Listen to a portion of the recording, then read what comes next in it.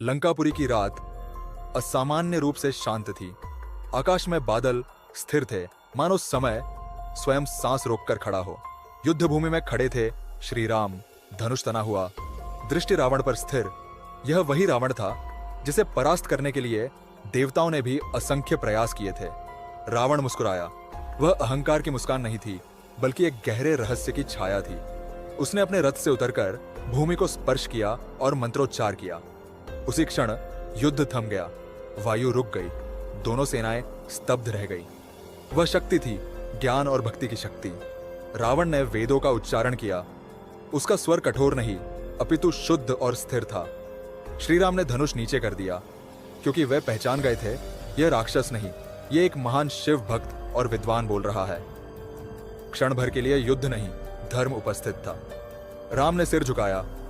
उन्होंने स्वीकार किया कि शक्ति केवल अस्त्रों में नहीं होती, कभी कभी वह ज्ञान में होती है, जिसे अनदेखा करना अधर्म होता।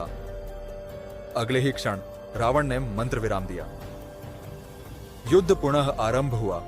परिणाम वही रहा जो नियति ने लिखा था, पर उस एक क्षण ने इतिहास में यह सत्य अंकित कर दिया। राम ने रावण को हराया, पर उसकी उस शक्ति को नमन किया।